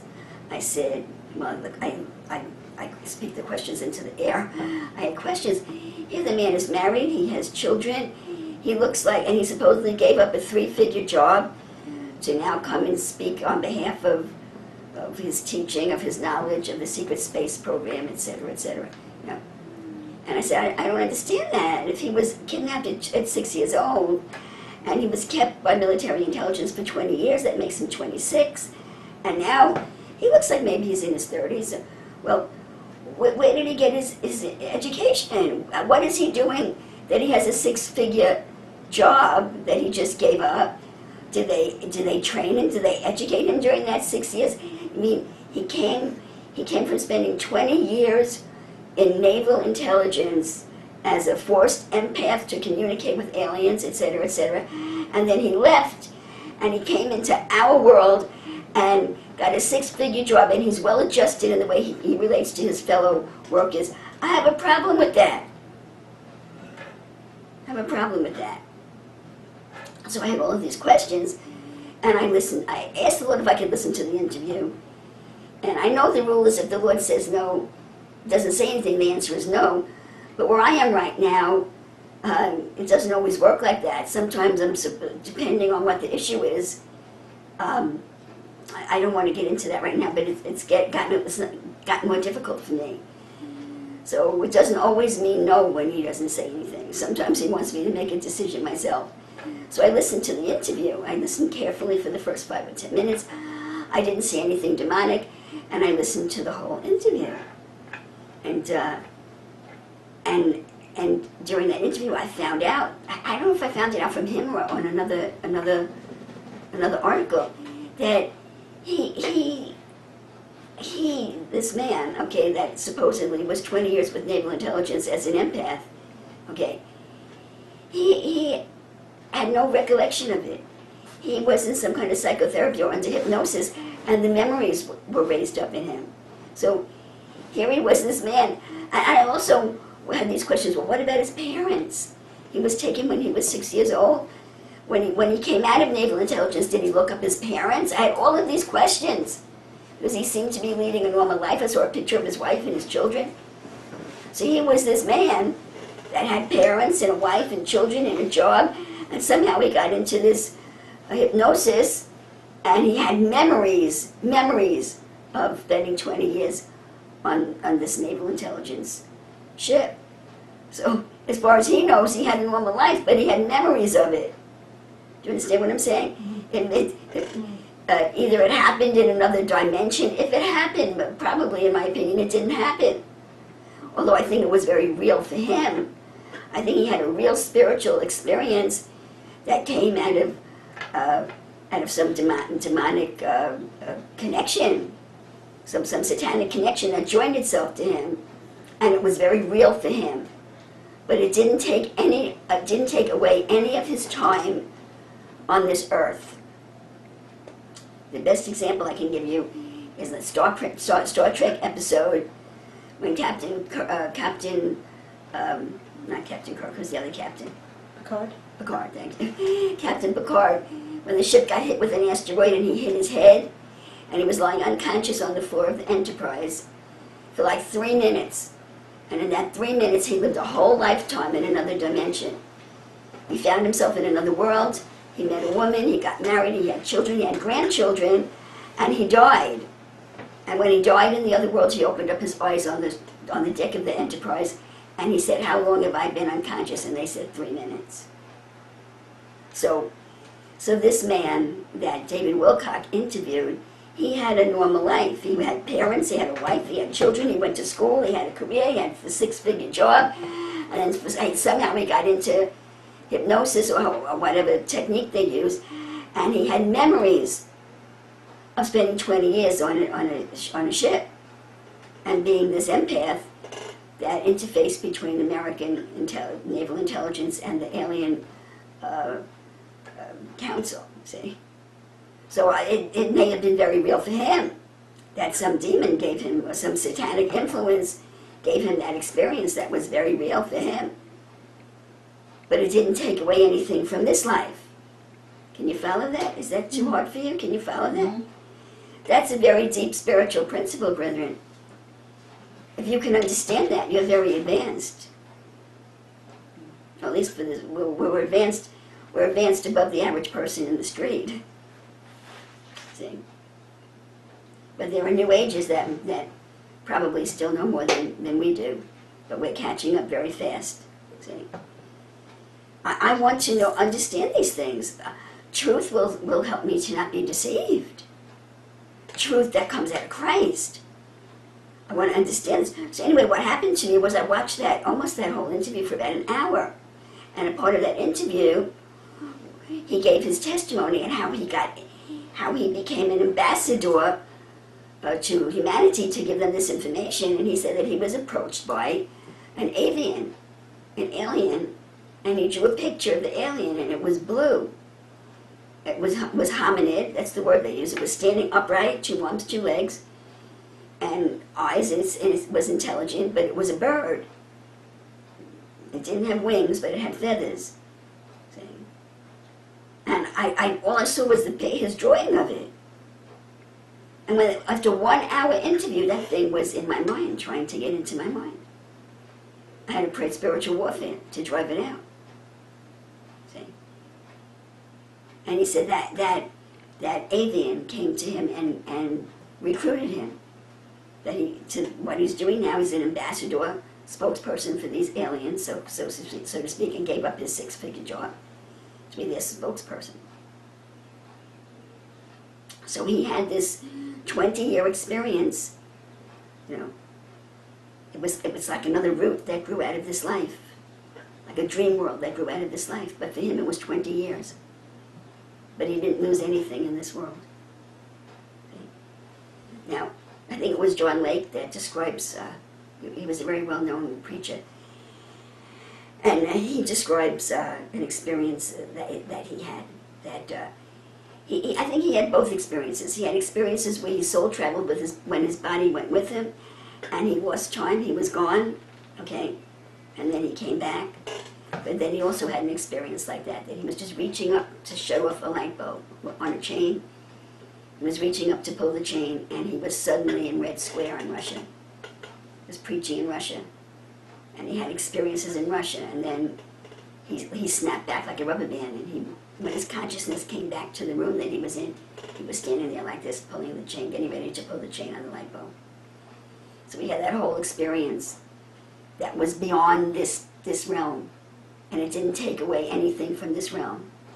I'm sure that there's a name for that, but I don't know what it is. Extra something or other, extra dimensional experience, something like that. Okay. So, in the same manner, I'd like to, well, did I finish what I'm trying to say before I go on with this? Let me just say this, so this is what's going on the internet, that there are Christians trying to tell people that these so-called aliens or demons, they may or may not be demons, but they're other species, and they don't intend, their intentions towards us are not good. Even though they've come to help us, and maybe they can help us if we would let them, but Jesus is our helper. Their intent, the end of it will not be good. See? So there are people on the internet. I listen to everybody, and I don't believe everything that I hear. But this is what I hear, and it witnesses to me that there is a big event coming. There's a spiritual explosion coming where all of these activities that are underneath that membrane, okay, there's a membrane that separates those of you that are listening to me right now and me from the rest of the country, like my family, that are in just total denial. Okay. I was at my family's house for Thanksgiving, and I tried to challenge them. And they're intelligent people, but they're just, it's spiritual. This spirituality has nothing to do with your intelligence. See, they're all intelligent, but they're all in denial. And I said, I don't even remember why I brought it up, but I said, do you know that there are people that believe that the earth is flat? And how many? There were 1, 2, 3, 5 of them that all jumped down my throat. They all jumped down my throat. Oh, no, absolutely not. I know, I look up and I see the moon and it's round and blah, blah, blah. And I said, well, you know, there are people that make a very good scientific explanation. No, absolutely not. That's what they believed years ago. That's crazy. And then my niece, my great niece, who's a history major, and that's a joke because every time she wants to present her authority, she says, well, I'm a history major, you know, so I'm the one that knows because I'm a history major, you know? And she's a teacher, so she said, when I teach facts.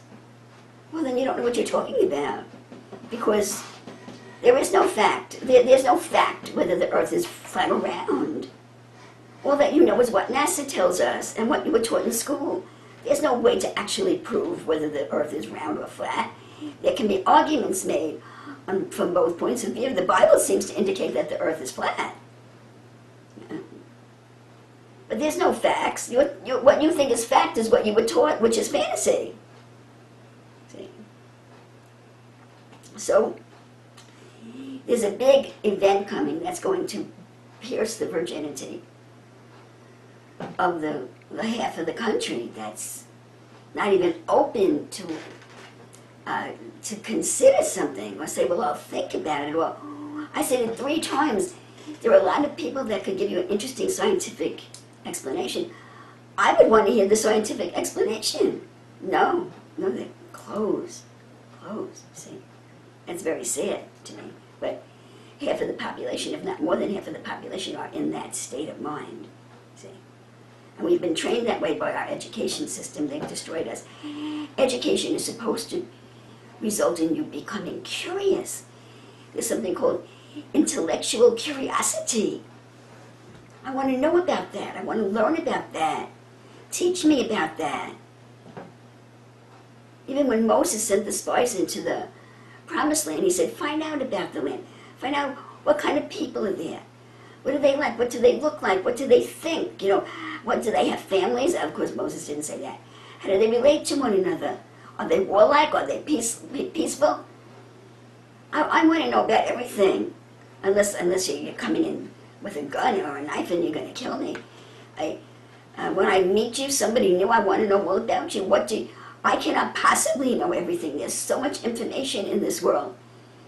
So whatever you know that I don't know, tell me. See? But people aren't like that. They're closed. They don't want to hear what you have to say.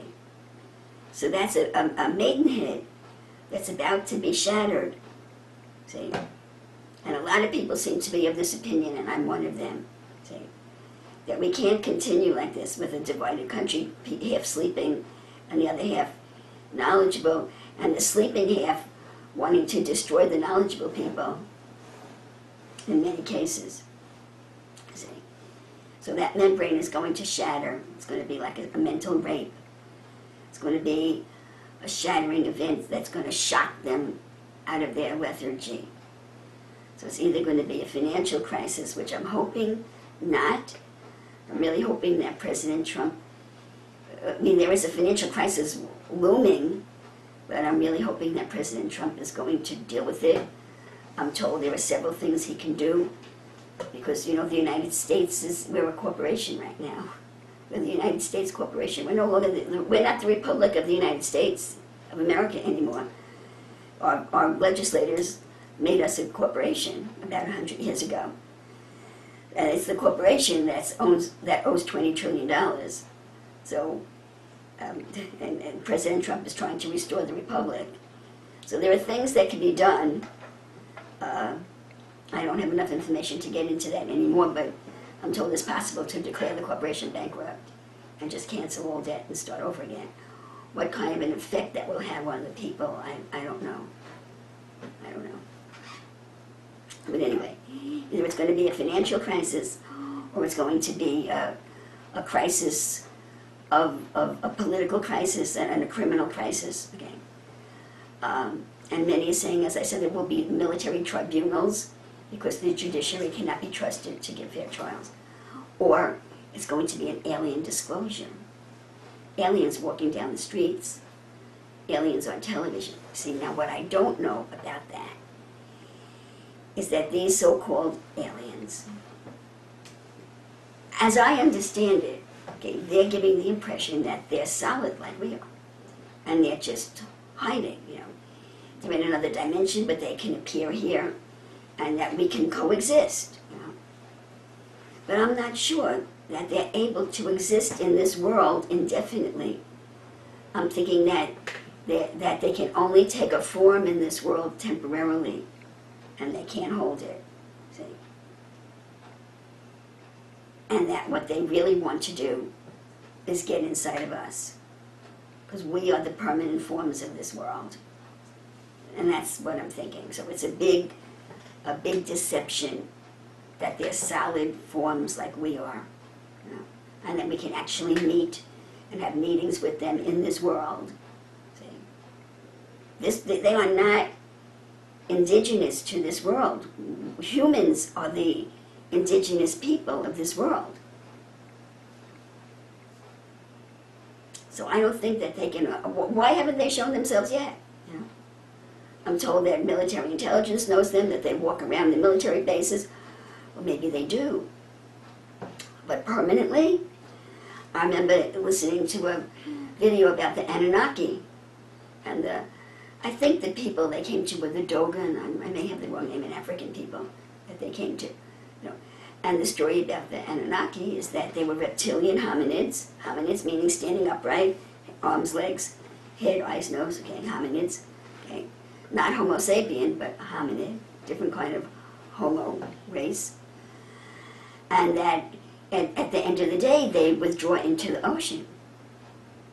See? That those reptilian Anunnaki that revealed themselves to the Dogons, I'm sorry if I have the name wrong, okay, and taught them all about astrology and gave them this great information, okay. They didn't live with them. They didn't go to sleep where they could see them and wake up in the morning. They withdrew into the ocean and then came out of the ocean in the morning. So is it true that they lived under the ocean, or was that an illusion that they couldn't hold their form anymore? So they appeared to be descending into the ocean, but they actually descended into another dimension because they couldn't hold their form anymore. And that's my opinion. I'm getting a cramp in my leg. Oh, someone doesn't like what I'm saying. So that's my opinion, that they can't hold their form in this world, you know. And Sorry, Brenda. I've got a cramp in my leg and it's painful. I rebuke you in Jesus' name. So the permanent form is us, you know. They're similar in that way to Christ. We know that Jesus took a form, but it wasn't permanent. He appeared to many after his resurrection. He appeared to his disciples. He appeared to at least 500. Okay? But then he disappeared. Why did he disappear? He went up as they watched him. Why did he disappear? Because he couldn't hold that form in this dimension indefinitely. We are his form in this dimension. And this is leading me into what the Lord told me this morning that I'd like to talk to you about. See, it's 1:45 already. We are his form in this dimension, but we're not the final form. The end of the matter is not Christ inhabiting us and that he's going to look like this. No, we have not been born yet. We do not know what we are going to be.